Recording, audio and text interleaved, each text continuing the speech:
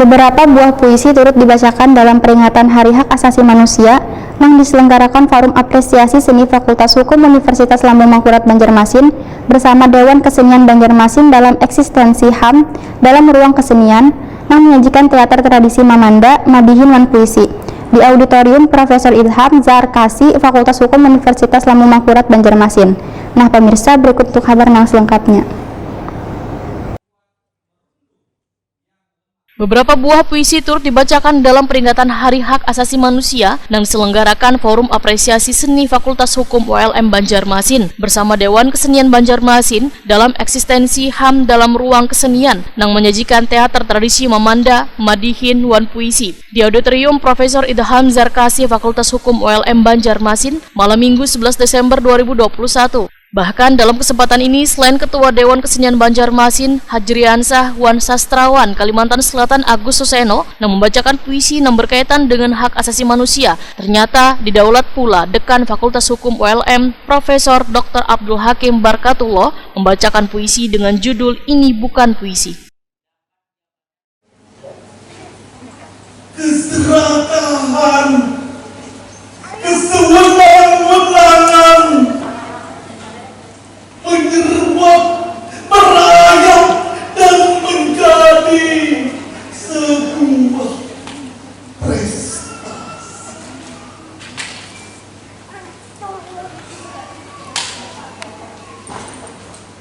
Mereka bilang,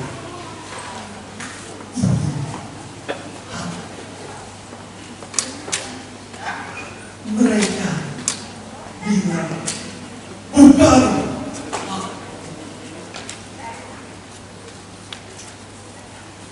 Mereka bilang, ini kekuasaanku. Mereka bilang, ini aturan.